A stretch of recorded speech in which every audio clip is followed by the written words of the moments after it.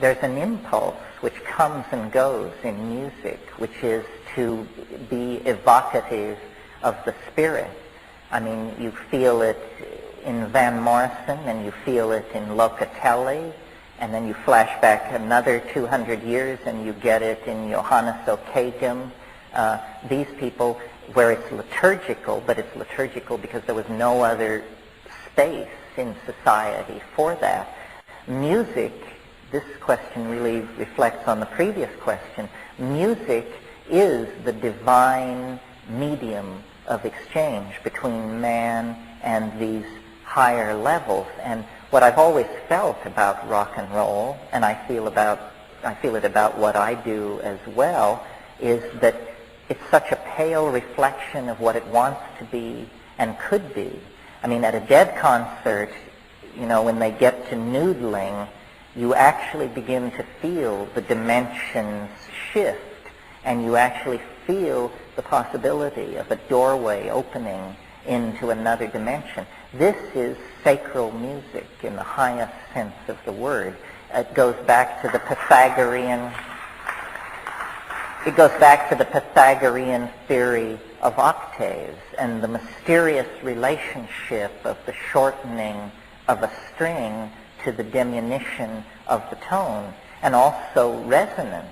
Resonance is a very strange phenomenon, thinking of it in terms of we pluck the string of a cello here, and a piano sitting across the stage emits a sound. I mean, this is action at a distance, incontrovertibly, which was always the goal of magic and always what was denied by science as a possibility. You see, we forget that it wasn't until the middle of the last century with Helmholtz and Faraday and those people that fields gained any kind of respectability at all. And the science of the mid-19th century resisted the idea of fields very furiously because it looked to them like magic. The Newtonian model of the cosmos is all little hard balls moving through empty space and reacting in absolutely calculable ways. We now live in a world where, you know, if I had an FM radio beside me, I could demonstrate to you that hundreds of messages are moving through every cubic centimeter of space and time, and we think nothing of this. It seems trivial. But in a way, it's a realization of the magical intent. One of the things I didn't say in the main body of my talk is how, in spite of science's resistance to magical ideas, how thoroughly it has unconsciously realized the major points on the agenda of magic.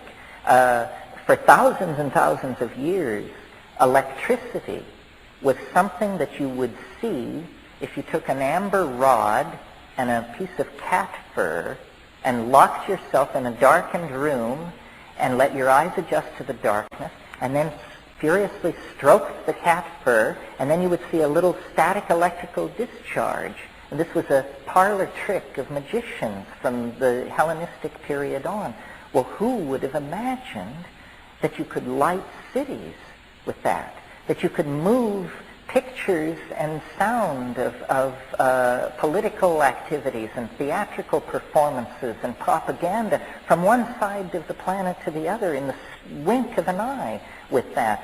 Science did that, but it has, in a way, created an entirely magical world which we have grown blasé to because along with it has come some fancy mathematics that I would wager to say there's not a person in this room who could fully explicate.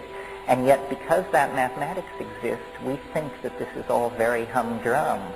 You know, it took Marshall McLuhan to say that the age of electricity was nothing less than the descent of the Holy Ghost onto this planet.